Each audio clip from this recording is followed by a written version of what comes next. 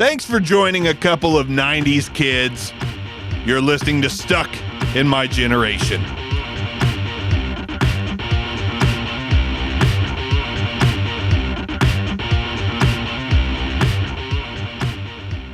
Hey, what's going on? We're back. It's me and Hicks. Hicks is here. I'm here. We're both cold as hell. Well, not now. You're in a warm room. But what's going on? How's everybody doing? How's Hicks doing? Doing good, man. I had to relocate just temporarily. Usually chat with you in the garage / man cave, and it's pretty cold here in Ohio. Ohio sucks. Well. Man. Like, you ever wonder why the hell we still live here? I ask myself that probably 3 times a week. Yeah, about the same. And I know the answer for both of us. It's kids and friends and family. Yeah. Like, you can't uproot all the family. I know you and your mother-in-law are tight, thick as thieves. That's right. And Ethan's, you can't pull a teenager out of the old hometown as much as we would like to. No. But nope. We're here. We're stuck until, maybe the golden years. Maybe when I'm 60, I finally move somewhere warm. And I'm feeling that too. I used to be always hot, never cold. And now I'm cold all the time. Oh, yeah. That's crazy. All the damn times. So we're back. We were going to try to do Queen. We didn't end up doing that. So it's just a little too deep in the discography. We're to that point again where it's like, who's got 5 albums or less? Exactly. And then we got Sean Phipps. Don't know if he's watching yet, but old Phipps, craziest bastard I think I've ever met. He's a good dude. He's a good dude. He's crazy. Sure. He's a good dude crazy. Though. He's he can give Keith Richards a run for his money on Partying Down. Yeah. But he's been eager for the Stooges, so we dialed up the Stooges, 1 to appease Mr. Phipps, and 2 because they have 5 albums. Sure. So can't beat 5 albums. So that's what we're going to do. I need to fix something here because I hear a slight echo coming through. Okay. And that's probably some headphones giving me some feedback. But nope, it's not. It's something else. Anyways, the Stooges. I'm a big punk guy, always have been, or at least I thought, and I think I still am, but I'll explain later. So I was excited to get into Iggy and the Stooges. Iggy Pop, of course, the lead singer. And Iggy's kind of credited as being the grandfather of punk, if you will. So I was pretty excited to get into this one, hoping to find some hidden gems and hoping to find something that I hadn't heard before. I know some Stooges songs. I've heard, the hits and the songs that are frequently covered, but there's a lot. 90% of it I've never heard. Were you in the same boat, or had you never listened to the Stooges? No, I knew the hits. I actually had a few of the hits already on my phone on a playlist. But farther than I went. Yeah, there were a lot of the stuff I'd never heard before. Yeah, and there's some stuff that I didn't think I had heard before, but I actually had. And that was kind of a fun process, like just off the top of my head, not to dive all the way in. That's what she said. But on the album Funhouse, Down on the Street is a song that I have heard covered quite a bit. Have you? So that one got me. I was pretty excited once that came on. I was like, oh, okay, I know this. And I knew it was by them, but I just didn't remember that it was a popular song that had been covered a bunch. But I was pleasantly surprised to hear that one on there. What hits do you have on your playlist besides Justin Timberlake? But what Stooges hits do you have? Now Timberlake's in hot water. Of course, you had to mention him, and then he goes getting in hot water. I jinxed him. Yeah. Guess what? You're canceled. I don't know if it was that bad. I have Kanye on my playlist too. Maybe I'll jinx his ass. Listen, not to stray off topic, but Kanye's got 2 albums that are probably in my top 100 of all time, any genre. One of them is Yeezus, because for some reason he must have had a dream and thought he was Trent Reznor, so he made this album Yeezus, which was just crazy. I love that album. And him and Jay-Z's Watch the Throne. Okay. Have you haven't listened to that album, have you? I haven't listened to that album. His first album that he released, I wore that out. College, was that College Dropout? It was the song with Through the Jesus. Wire when he was in the accident and had Oh yeah, his yeah. jaw wire shut. It might have been College Dropout. I don't remember. I don't remember either. I'm not sure about the Probably. order of his albums, but he's definitely put out some good stuff. He's put out some good stuff. He's a little crazy, a little, Well, Phipps like. crazy goes in line with good art. It does, and he is good. I give him all the credit in the world. Like as far as rap goes and lyricism, and I mean he's pretty good, pretty good, pretty good. But Pretty good. the Stooges, the first thing I could say about them is the lyricism is not something I would call as Kanye like or Yeah. Beatles like. It's meant to be pretty simple in my opinion. But we got the self-titled 1969 Stooges released their self-titled debut, and 1969 right off the rip, first song. I think it was Rolling Stone. They were on like one of the top 100 guitar riffs list of all time with 1969. Okay. And I agree. Pretty solid riff. So right out of the gate, I was like, okay, this is going in my direction. I needed a little bit of punk. And there they go blasting off with 1969. Definitely not like punk as if you think about the 90s punk or the 70s or 80s punk, but pretty good stuff nonetheless. Oh yeah, I agree. I had the first, not to jump ahead, but the first two albums. It's definitely before, but my notes say if the Sex Pistols and the Doors had a baby, it would be the Stooges. The first two albums. Yeah, that's pretty accurate.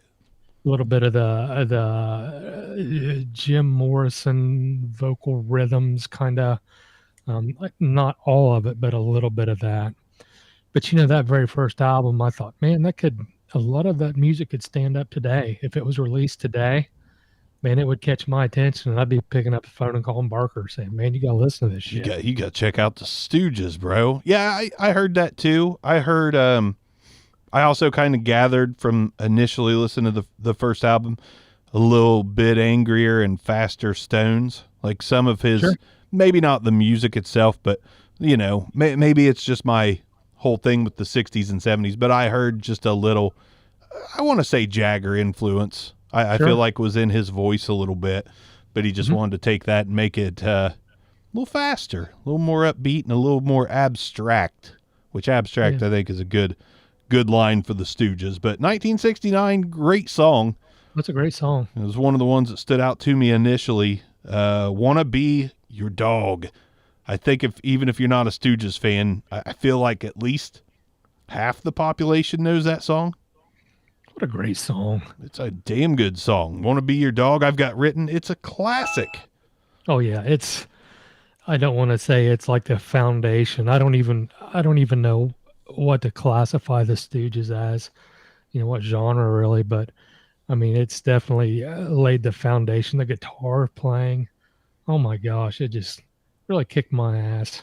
Yeah, and for that time, for 1969, I mean, that guitar was something kind of unheard of at that point, really. So I was, again, diving straight in. I was feeling it, and I was feeling it a lot. The song "We Will Fall," thought that was pretty good. I've got written down 10 minutes of crazy, really weird, odd song. But I don't know if you're familiar with him. But Mike Patton, do you know who Mike Patton is? No. Lead singer of Faith No More. Okay. And also lead singer of Tomahawk, lead singer of Mr. Bungle, lead singer of, he's done so much shit. Sure. And he's got this real weird, almost creepy Stephen King way of singing sometimes. It's just abstract and weird. And that song "We Will Fall," I was like, man, surely Mike Patton has heard this song and been influenced by it, because I could have swore if somebody would have played it and not told me it was the Stooges, I'd have been like, is that Faith No More? Like, really? Trying to sound like they're from the 70s. So I was digging that a little bit. Okay. I had a note, and I was afraid to bring this up because you know more about the band Tool than I do, which we're both huge fans. But I thought, man, this is almost like a Tool chant song, Yeah. just a little clip. I mean, this was Yeah. a long song, A Stooges long ass song. clip. Yeah. But yeah, I know So, what you're saying. Like using little shakers, like, yeah, that's it. Yeah, yeah, yeah, it was definitely weird. And see, I didn't get that. And I do yeah, now. So that's the yeah. fun of having two perspectives talking about Sure. listening to the same shit. Yeah, that sounds like one of those odd Tool songs. Yeah, and to come from the song to be that old, just like you'd mentioned, they were definitely way before or way ahead of their time. I mean, it was just crazy. Yeah, they were, and it's through this first album. Then you got Real Cool Time, which is like the most basic of song titles, like, and most of the Yeah, song was like Real Cool Time, like, and punk attitude, punk lyrics, like these guys clearly kind of didn't give a fuck. yeah, Like they weren't trying to make some artsy fartsy dude sit in his chair like just closing his eyes and swaying. They wanted somebody to break something and go a little bit oh yeah, wild, and that's, yeah, I love the fact, and that's one of my favorite things to do is to kind of dive in and see who started certain genres. Like the Beatles can sure, be credited for giving certain sounds, but of course they didn't start rock, but they can be credited with a lot of sounds. sure, Punk's always been debatable. Like nobody yeah, knows exactly who started it, and even though, what do you remember what that? There was a band. They were from like Peru, I think. I talked to you about them. Los something. oh sure, I know what you're talking about. The hell was their name? Los Decido. I can't remember. I'm going to look it up while we're talking though. But I listened to these guys, and they were from the early '60s, and I heard Yeah, a punk song or two, and I was like, "Holy shit!" yeah. But other than them, I think Iggy and the Stooges totally are responsible for punk. I don't know who else would be. I mean, I don't know. I hear so much. I hear a lot of the Sex Pistols, and some of the music, and I have a whole list of different artists. Not to jump ahead too soon, but I actually ran out of room on my little sticky note. Said Read them. I hear Sex Pistols, Sonic Youth, Oh, Jane's definitely. Addiction, Jane's Addiction, Rage Against the Machine, Them Crooked Vultures, which is my favorite super group. Heard Jim Morrison vocals. Not a huge fan, but I could hear some Cage the Elephant, early Metallica, Nirvana, Pennywise, and I ran out of room. I love Pennywise. I'm glad you mentioned them. I That do was my too. introduction to punk. Actually, was Pennywise. Like I Okay. was a 13-year-old kid, and a girl by the name of Mandy Rowe and her cousin Mindy Walters actually got me started on Pennywise, and I was like, my eyes just opened real wide. I was like, this is Yeah. fast. I Oh like yeah. this, and it just spiraled out of control from there. I couldn't get enough punk at the time. Pennywise is great. Oh yeah. And with this first album, if somebody's going to play bass, I want to hear it. And these bass lines, the similar bass lines I've heard in like the band Cream with Clapton and like John Paul Jones, anything he's been affiliated with, Yeah, just a heavy, thick ass bass line. I want to hear it. And with the Stooges, man, I could hear it. I yeah, was glad. It was yeah, good. absolutely. And the distortion. I mean, distortion hadn't caught on that much by '69. I mean, it was around, but these guys used it as a weapon. There was Oh yeah. no clean guitar here. Yeah, I definitely thought I'm gonna look into this a little bit deeper. I thought, how is he getting these guitar sounds, in this era? It's Yeah, just what was he doing to get that? And the man, it was just so good. and the I real quick to add to the real cool time notes. I have punk attitude and lyrics, but the guitar at the end, like I don't know if you recall exactly, but the guitarist went on kind of a binger of just, I don't even know if he was playing. and I don't mean this with any disrespect, but the guitar on this album, and the drums for that matter, I'm not sure they fully knew how to play their instruments yet.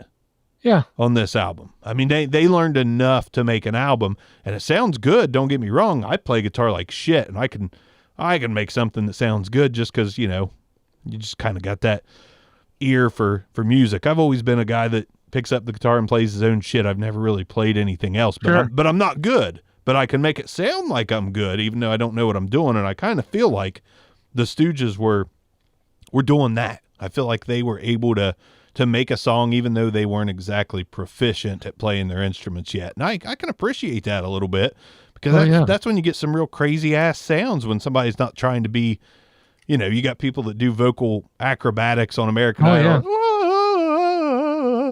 The Stooges aren't trying to do any kind of guitar acrobatics. They're just fuck it and smash it, man. It's pretty much lawless. Yeah. I mean, just wide open. You know, that's kind of the way, wasn't Joy Division kind of like that? Man, I love Joy Division so much. Yeah. But they were kind of just picked up their instruments and really didn't have any formal training or anything, and just did their own thing. You want to talk about being able to hear a bass line, listen to Joy Division. I mean, they'll drop the bass on you hard, because, you know, that was where they got most of their sound, was just pounding, slapping that bass. But I was digging the really raw sound, and the production quality. It was mostly shit. You know, it wasn't very good, but it didn't matter. Like, that's part of what makes it punk, in my opinion, is production wasn't great. Wasn't like these guys are world-class, you know, musicians playing their instruments. They just got in a room and made some shit, and it just sounded good. This whole album, I think this was my favorite album. I'll go ahead and throw that out there. I think they nailed it on the first album. Sure. And somebody said Hicks's wife finally let him in the house. I'm in the house. He's in the house. That's right. But the song Ann, more Mike Patton. I heard more. Mike Patton had to listen to these guys and make bands based off what he heard. Like, if you ever go on a Mike Patton binge, which is well worth it, go back and listen to this first album. It's like, yeah, there has to be a connection there. Okay. Who else? Did you have anyone else written down as influences, or what you heard listening to them? Not other than the list that I had. You know, we jump over to the Funhouse album. The next album, I had TVI. I don't know if you remember that song or not. Yeah, I got written down, what an opening, just pure energy. What an opening. And I thought, man, this sounds so much like Tom Morello, one of his riffs. Yeah, well, and we definitely. were talking earlier that Down on the Street, that is a Rage Against the Machine had that covers album. It was their last album they ever released. Down on the Street was one of the songs on there.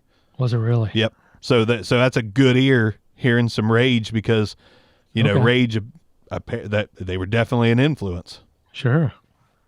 That's interesting. Yeah, it's good to know. It is. My last few notes on the self-titled, though, the song Not Right, I loved the lyrics, and it was also simple and effective. Just a really simple, effective song. Sure. Little Doll, again, simple, but I loved it. Yeah. Crazy guitar on that one again. And to wrap that album up note-wise, I just got that I love this album, and it was good noise. And I classify it as noise because it wasn't anything Grammy worthy or anything like that. It's not like an orchestra. It was really good noise. Yeah, it was just raw. It was just man, I really enjoyed it. Really liked it. Like I said, if it came out today, I'd be calling you up. Yeah, I'd still be all over check it. it out. Funhouse, you leaded us off on there. Kind of more of the same. I don't think they didn't stray far from the formula on Funhouse. I don't think they did either. No, and it was still good. And I've actually got, you know, a lot of Rage Against the Machine influence in this album, so we both kind of heard that. The song Loose, they learned how to play their instruments on this album. Yeah. Song Loose was just, my notes say, whoa, guitar is killer. They figured out how to play them a little better. Maybe not world class, but I mean, they still made that noise, but it was a little more structured and a little more melt your face off, but also impress you with what they had learned from from just 1 year. And something else I noticed on this album, the first album came out in 69. The title track's 1969. Funhouse came out in 1970, and there's a song on there called 1970. Okay, yeah. Kind of thought that was fun. I was hoping they'd do that with Raw Power on the third album and like have a song titled the year it came out, but they didn't do it. So yeah. That's I don't know how much research you did with the band members. Not a lot. I didn't do a whole lot either. I probably will do a little bit more just to kind of dive in. Like I said, I was definitely interested in the methods of the guitar sounds that they came up with. Yeah. I want to say that whenever the band took a really long break, the main guitar player, who I believe is deceased now. Yeah. I'm not sure if he's still alive or not, but I want to say that he dabbled in a little bit of acting while he was just kind of floating around. I think they were brothers. Were the guitar player and the drummer brothers? Maybe I'm not sure. I know that they had to get a new guitarist for Raw Power, I believe, is when they got a new guitarist. But I believe the original guitar player kind of dabbled in some acting, and I don't think that he was very good. And one of his friends in a YouTube clip that I saw said, you're like 1 in a million trying to act. And when it comes to guitar playing, you're like 1 in 10. So he started playing again. And I thought, that's a great point. Yeah. Somebody shed some honesty on his ass. That's what he needed. Yeah. Well, I don't know if he needed it or not, but. Right. But I thought that's a very good point, because they showed some of his acting clips, and better actor than I probably would have been, but it wasn't. I don't think he was going anywhere with it. Days of Our Lives style shit. But I thought, man, you came up with these riffs. That's where you need to be, pal. Yeah. Yeah. Again, maybe not the most talented as far as playing notes and progressions and chords, but just what he came up with what little knowledge I assume he has. Maybe I'm wrong. Maybe he's a world-class guitarist and just said, fuck it on these albums. I'm just going to play the shit out of it. But I mean, they knew how to come up with a good song structure, and he knew how to come up with a good riff. I mean, there's a lot of good riffs on this album, and some of them are simple as hell, but sometimes you need simple as hell. It can't always be, Slash just going up and down the frets, just shredding it that way. Like sometimes you want to hear some power chords and shit, and the Stooges definitely gave us that, especially on this album. Like I said, Loose, that song. You talked about TV Eye. Yep. The dirty slower guitar on the song Dirt, which I heard more Mike Patton in that song too. Mike Patton has to love these guys. To love these guys. But 1970, good riff. I wrote these guys got better on their instruments. I've said that 3 or 4 times, but the song Funhouse was just pure craziness. LA Blues was pure noise, but it was good. And then there's some horns in this shit. They started adding some horns. I noticed that. Yeah, that surprised me, because that first album was, as basic as it gets. Drums, guitar, bass, vocals. And on this one, you got some horns. I'm like, what the real big fish is happening here? Oh, yeah, I know. I don't know if it was the first album. It may have been the first album. I heard a little bit of piano, and it wasn't a lot of piano runs. It was just kind of like one note playing, along with the drums. And I thought, man, I'm hit or miss with piano, and I'm hit or miss with the horns. For the most part, the horns, I thought they pulled it off. Piano, they definitely pulled it off from what I could tell. But, back to the 1980s sax player in the sleeveless shirt, it's that type of, that's what I think of when I think of horns and this kind of music. But yeah, I thought they pulled it off for the most part. Yeah. So, yeah. I thought it, overall it all came together well. These first 2 albums, I'm kind of, really, really digging what they're doing. But at the same time, I wasn't crazy as far as like the Beatles and the first few albums of Tom Petty. Like this, this didn't change my life or anything like that. It didn't change what I'm going to listen to in the future. Like I enjoyed this, but I don't know how often I'll put the Stooges on. Sorry about that. I don't know how often I'll put the Stooges on through these first couple albums. Like, it was good, and it kicked my ass. Yeah. But like a lot of other punk, you know, it's not. I don't know if it's going to kick my ass over and over for a long time. It might have just been one of those things. Like, I might actually just cherry pick songs from these guys and add to a playlist, but not actually go through every album on a consistent or semi-annual basis. Yeah. Yeah, I agree with that. Then you got Raw Power, third album. Shit ton of people credit this album for what they became. I can't remember every single band, but there's a ton. An absolute ton of bands. Rage, you know, you name them. Tons of people absolutely loved Raw Power. And I find that to be strange because even though I liked it, I didn't like it as much as the first two albums. I didn't either. But Raw Power it's considered like one of the best 100 albums of all time by Rolling Stones, I believe. Really? I wasn't really hearing it as much. I would have put the first album before this album. I would have as well. And yeah, even though, you know, the Stooges got kind of settled in as a band, I don't know if they became a household name, but they were popular enough to keep going. That third album, I guess Iggy Pop mixed the whole thing by himself and fucked it up completely. had like certain instruments on separate stereo tracks and like, you know, another instrument on a mono track, and he just completely messed it up. Like, I guess it sounded like pure garbage, and the record company even said, like, we can't put this out.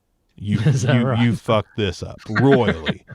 Yeah. So David Bowie steps in, and mixes the album. Remixed the whole album. And not to be a naysayer, but it still sounded like shit. I mean, the production quality was just awful. It was awful. It was thin sounding.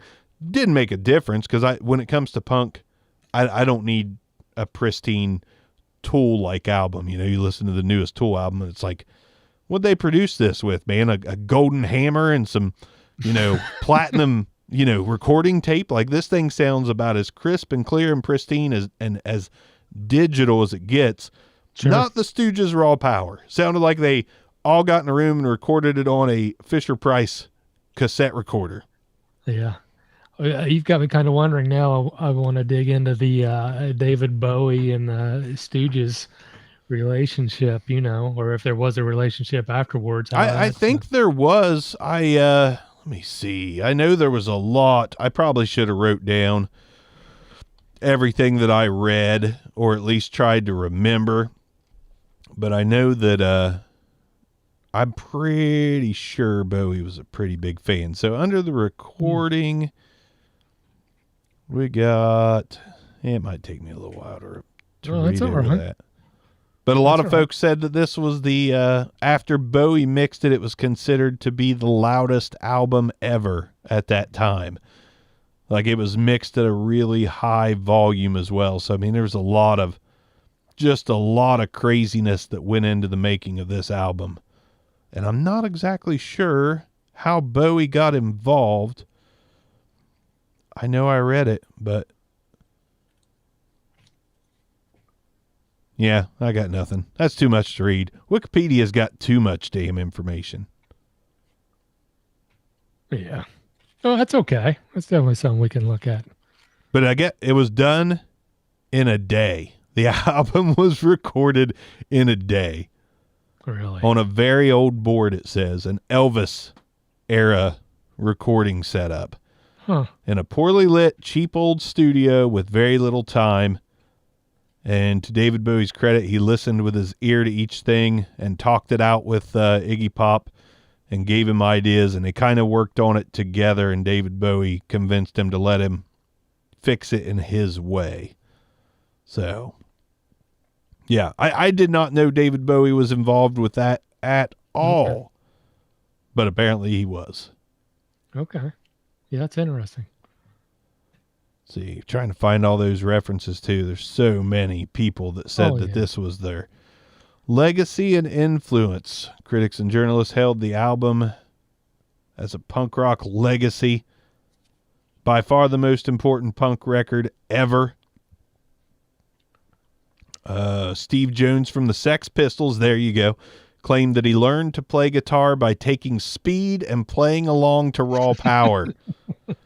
Johnny Marr of the Smiths cited it as his all-time favorite record. Let's see. Also commenting, which Johnny Marr, on James Williamson's guitar playing on the album. That was the new guitarist. He said, I'm his biggest fan. He has the technical ability of Jimmy Page and the swagger of Keith Richards without being sloppy. And here's another reference you called out.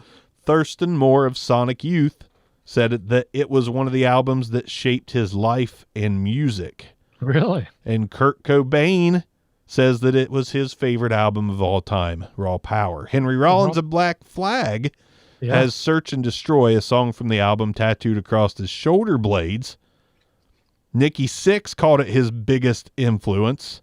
Wow. It goes, guitarist John Frusciante praised the record and said it was a massive influence. And CeeLo Green said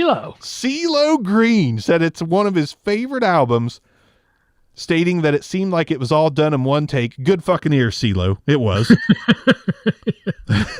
said he said he took it as, let's do that one, leave it, just try something else. Like, yeah, one recording take, like, that's good enough, leave it, let's go to the next. So just over and over, so many people love this album. Def Leppard covered Search and Destroy. Guns N' Roses covered Search and Destroy. Just the Pixies, Frank Black from the Pixies covered a song off of it. It's a rabbit hole of just influence on that album. So I tried to appreciate it more because of that. This might be one of those ones I have to listen to more, because like you know, we just talked about, first two albums hit me full throttle, and then Raw Power was like, this is a little different. You know, it's not quite up my alley. Yeah, that's the way I felt too. I felt like I was starting to come down off of my musical high that I'm always chasing, you know. Again, just like the Tom Petty episode, you know, just first couple albums, kick your ass. And then the third one or fourth one, you're like, what happened? What? Like, still good, but what happened, you know? Yeah, well, that's interesting. I'll have to go back and revisit that album again. But I definitely not let those other people's opinions influence my decision on it. I'll probably still feel the same way about it. I think I will too. But it makes you question yourself a little bit. Like, man, if all these great musicians love this album so much, what did I miss? What did I miss? Yeah. But I had Search and Destroy. You know, that was a good song. Give Me Danger, the acoustic jam. I like that song. Yeah. But man, to go back to the I Want to Be Your Dog, the TVI down the street, you know, stuff like that. Man, I just didn't think it was as good. No, and there was Search and Destroy. It's a classic, you know. And I got Gimme Danger on there too, but for whatever reason, those were the two highlights of this album, whereas I had 5 or 6 off the previous 2 albums. Yeah. And Los Psychos was the band I was trying to think of from Peru. Los Psychos. What a great name. What a great name, yeah. Sure. Los Psychos. Ah! We could probably get away with playing something off there, but I won't do it. I don't think we'll get in trouble. I don't think anybody's going to sue us for playing a Los Psychos song, a band from Peru. But yeah, you know, that album, I feel like I definitely need to give it another chance, and I probably will, just to see what all the hype was about. But I wasn't really feeling it, which made me scared to go through the rest. Granted, thank God, thank you, there was only 2 more albums to go, not because I wasn't enjoying it, but because I didn't want 14 albums of the Stooges. Oh, yeah. I was excited to only have 5. And on to the weirdness we go. On to the weirdness. I don't even know what to say about this Stooges album called The Weirdness. It definitely had a 90s punk feel. So it's like they jumped straight out of the 70s and into a whole new era, which, like you said, long break. They didn't put out anything. I'm guessing that's where Iggy's solo career started. And I didn't look that much into Iggy because I have a feeling we're going to do it eventually. Yeah, I didn't His look solo. into. I recall. I don't remember what year, but like this song, didn't he do like the song "Candy" I with a think so. female Yeah. artist? And yeah, I wasn't a real big fan of that when that came out. No. I had the weirdness. The song "My Idea of Fun," I liked it. Free and Freaky, it was okay. I liked Free and Freaky in the USA, as he said. Yeah, It was, you know, yeah, it's again, you know, the lyrics and shit were kind of the same. My idea of fun is killing everyone. Like, yeah, I yeah, mean, the lyrics are punk as hell, yeah, yeah, but I mean, the music was just different. yeah. I think so too. Um, yeah, that's about the only highlights I had from this album. You know, like I said, I was coming down from the first two albums and really didn't dig this album a whole lot. Uh, I thought, well, my interest has peaked. I didn't have a lot of faith in the fifth album. No, now I did like I'm Fried from the Weirdness album because Okay. it was just a goofy punk jam. And Passing, was it called Passing Cloud? Yeah, Passing Cloud.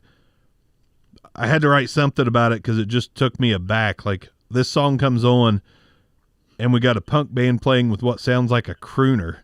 Like, he was singing almost like Sinatra-ish. And I was like, what the hell is going on here? Like, What's going it's on? weird shit. But that album, like, the guitar was on point. Like, there was some really good guitar playing on this album, but it didn't hit me in the same way. And it made me realize, even though I loved punk in the 90s, Hmm. I'm over it though too. Yeah. I'm very much past the point to where I can listen to 90s punk on a consistent basis. It just, they all kind of sounded the same at that point. And I think the Stooges kind of fell into that a little bit.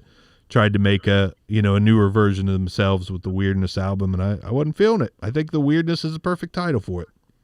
Not to throw you on the spot, but could you give some examples of who you're referring to with the '90s punk artists? Uh, Not to throw you on the spot. no, that's okay. No Effects, Okay. Pennywise, of course. Uh-huh.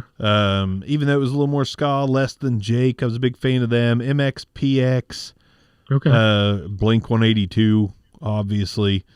Yeah. Alkaline Trio, still one of my favorites, but I have a hard time listening to them on a consistent basis. Okay. God, there's so many. Just Yeah. basically any 90s punk band. Bad Religion, I still love them. Sure. Yeah. Uh, Yeah. that's all I got off the top of my head. But Oh, that's okay. there were so many so many lesser known 90s punk bands than those guys I just named.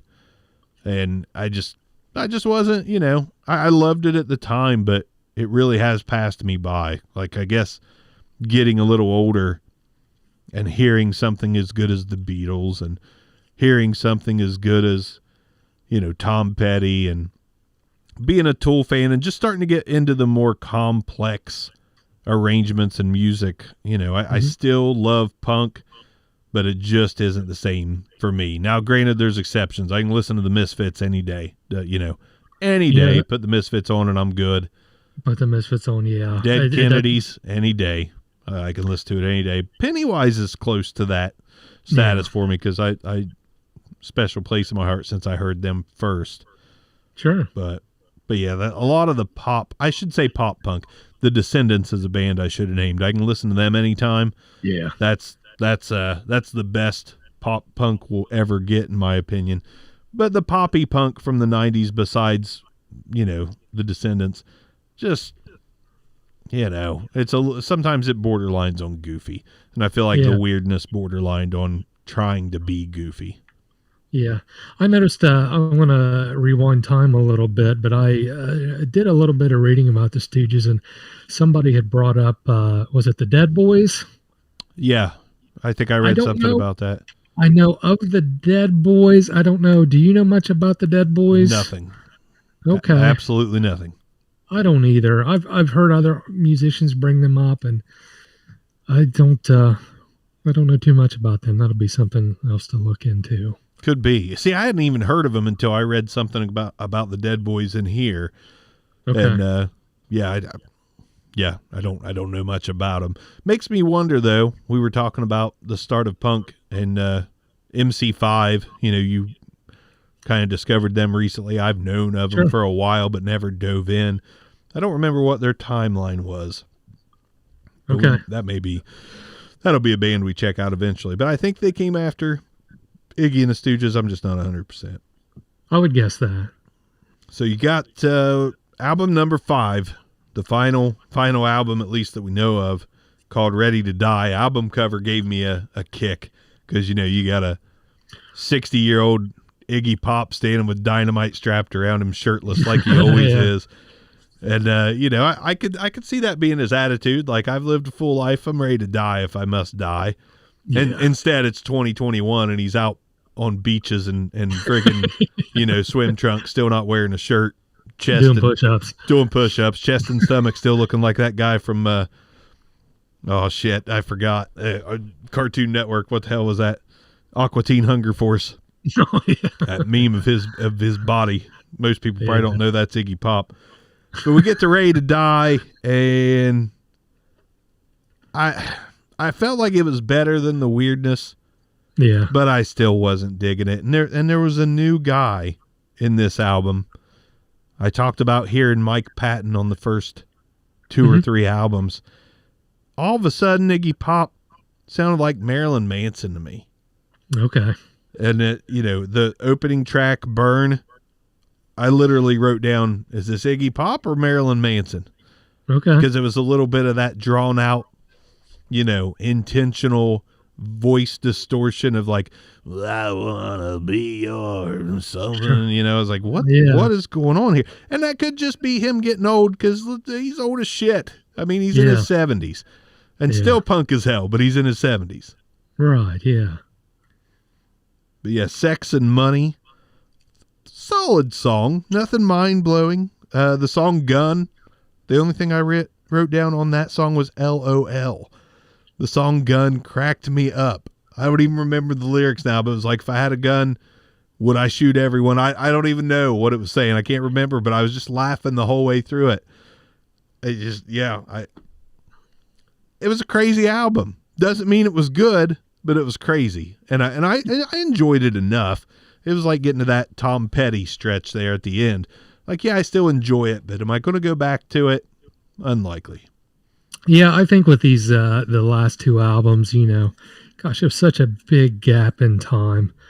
I thought I'm glad we didn't have to listen to 20 different albums, that stretched out over the entire, their career or their life or whatever. But I don't want to say that I just didn't dig the last 2 albums, especially the last one. But and you could see it coming. I mean, the gap in time, they're not going to sound like the first couple albums. It's just not going to happen. Yeah, it's just like I don't want to say an entirely different band, but they definitely matured and I don't know about matured, but just aged. Aged. Yeah, aged. I think the lyrics suggest that they definitely still had the same mindset as they did in the 60s and 70s.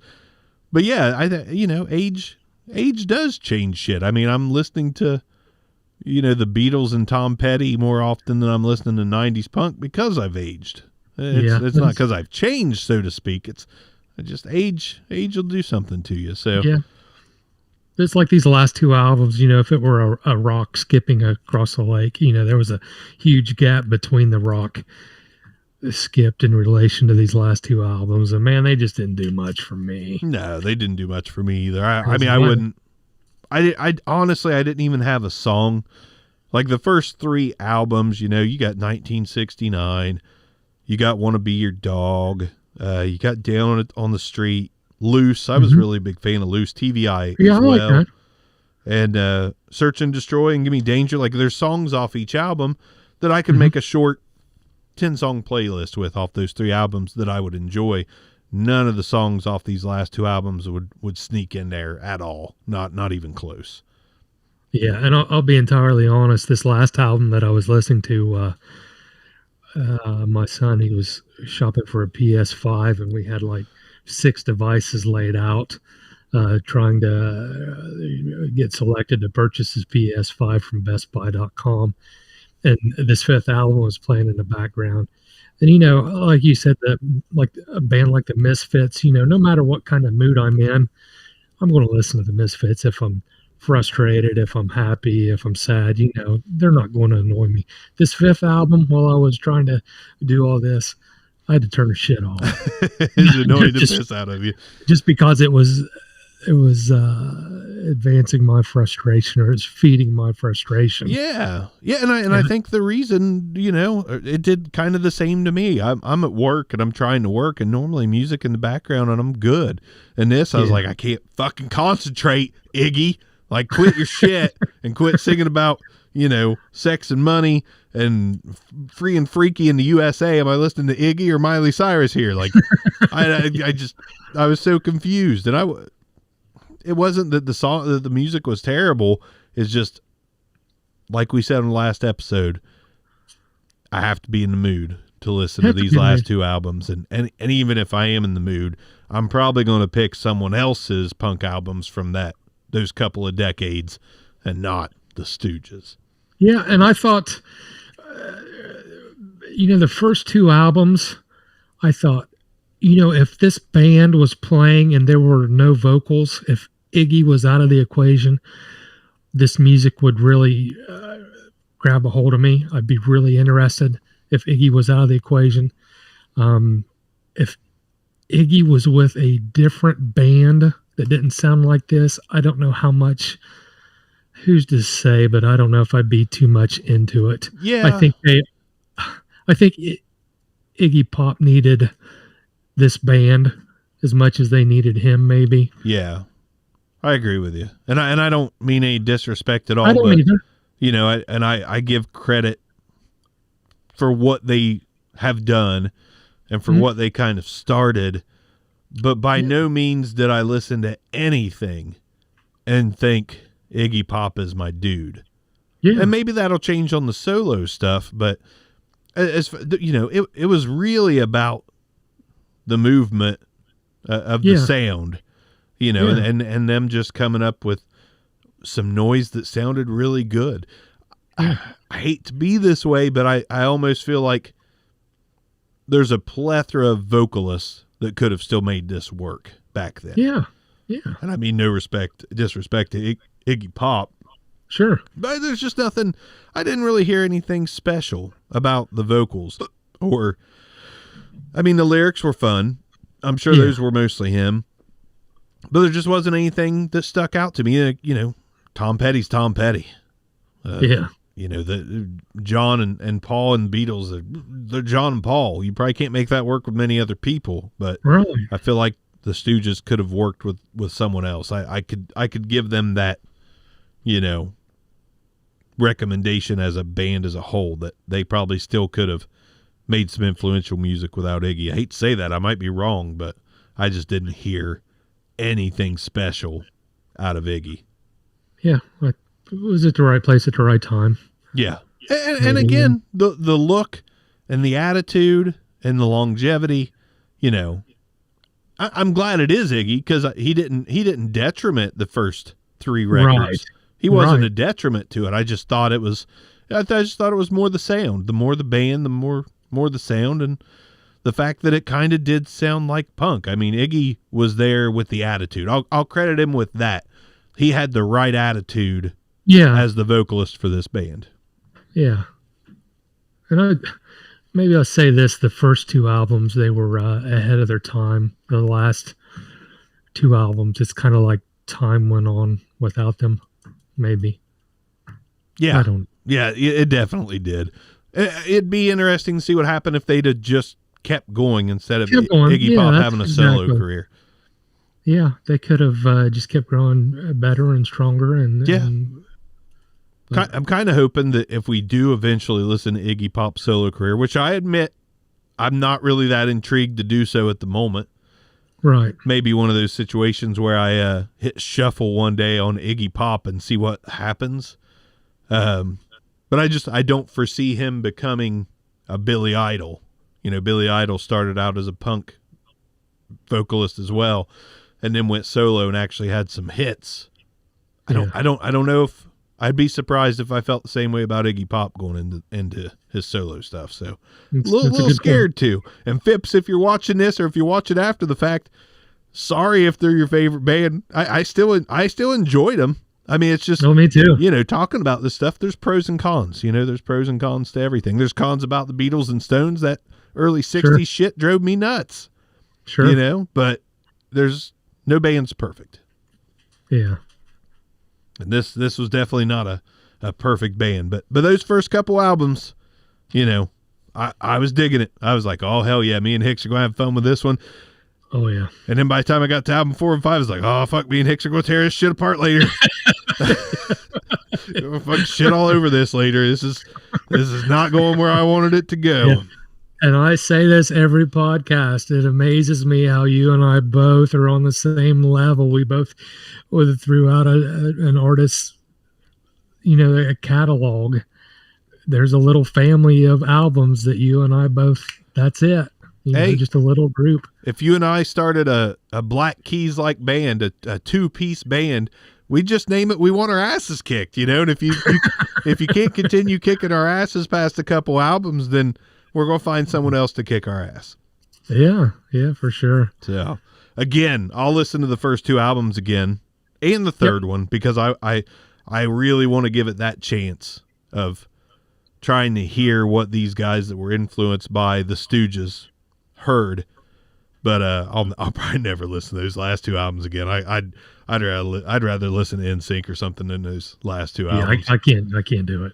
Yeah, just too obscure and too abstract and just lost in the 90s and 2000s. I'm glad they quit. I mean, I assume they quit. I think that Ready to Die album was 2017, which isn't that long ago. Wow. But I hope that was it. I hope they're like, okay, we're done. Because no disrespect. I don't need any more Stooges. If they made an album that sounded like 69 or 70, by all means, give me more Stooges. But I don't think Iggy Pop's voice is capable of that anymore. Now it's the beautiful people for him. Yeah, I agree with that. But that's it. That's the Stooges. That was easy. 5 albums, barreled right through it. Maybe we should have gave it some more attention as far as looking into the actual band itself, but that's not what we're here for. We're not historians. Right. We want to tell you if the music kicked our ass or not. Maybe we should have named this podcast, Did It Kick Our Ass? That's actually a way better name than what we named it. Did It Kick Our Ass? I see a T-shirt design in our future. I do as well. I could see just a cartoon bent over fella with plenty of ass hair on the landscape with Iggy Pop flipping you off, turned around with his foot out towards the ass. Yeah, that would have been a good T-shirt. Okay, well, let's we fucked up. Hashtag Did It Kick Our Ass? Definitely the first 2 albums kicked my ass. Yeah, maybe that's the way we end. That's brilliant. That's just how we end the show. We'll leave the name the same, but the first 2 albums kicked my ass. Yep. And then, you know, the third one gave it a little tap on the ass, and the last 2 merely caressed my ass, and I don't like my ass caressed. I don't want Iggy Pop rubbing on my ass. That's not what I guarantee he'd enjoy it. This is punk as fuck right here, man. Like, I don't know. Thanks, Iggy. But yeah, I don't know. We'll dive into the solo shit. Maybe not eventually. I don't know. But one thing you guys can do is keep doling out the suggestions. Sure. Like I said, we did this in large part thanks to Sean Phipps, but also we talked about the Stooges a little bit. I think he knew that we were thinking about it. We might have moved it up the list a little quicker because we didn't want to go, 15 albums deep into Queen. But yeah, make those suggestions. Is there a band that we're missing? Is there a band that's highly influential? Which it's not like we're done. We could be doing this for the rest of our damn lives and probably not even scratch the surface. Sure. But we definitely want to know what you guys want to hear us listen to and talk about. So definitely let us know. We've got a nice long list, but the more we add, the more choice we have week to week in doing so. And on that note, I'll also remind folks, Hicks is out next week. He's going to a cabin. He's going to see if his wife can kick his ass like Iggy Pop couldn't in the 90s. That's what you should tell her, too, once you walk into the cabin. All right, Tilly, now I want you to kick my ass. Kick my ass. Don't caress it. Don't caress it. Get out the acoustic guitar and kick it. But yeah, I mean, I enjoyed it. I was glad we did a short album run. I didn't want 10 albums. I didn't want 15. I wanted to be able to listen to some Yellow Wolf in between. He's got a new album, and that was kicking my ass today. Oh, it's good stuff. Good stuff. You know, and I got to switch it up. I didn't have to focus on Iggy and the Stooges for the whole week. I was able to cram the first 3 albums into a day and take a couple-day break and revisit those first 3 albums before moving on to the next 2. So it was, I definitely appreciated Iggy and the Stooges for that. Thanks for an easy week of listening for me. Sure, yep. Good stuff. Good stuff indeed. So we'll leave you at that. Let us know, too. Feel free to comment on here or on Apple Podcasts or wherever. If you've got thoughts on the Stooges, of course we'll read them. We want to hear them. So let us know if the Stooges played a part in your life and how, and let us know what you want to hear next. I don't know what we'll do next, but we're probably going to take a whole week to listen to whatever the hell we want, reconvene on Monday, and find something else right here on the podcast called Kick My Ass. That's right. We can't change the name, but, you know, maybe a spinoff is in the future. I don't know. That's right. But we'll see you guys next time. We're going to bed because we're old. Just like Iggy. That's right. Thank you for listening to Stuck in My Generation. Again, if you want to suggest bands for us to listen to, send it over to stuckinmygeneration@gmail.com.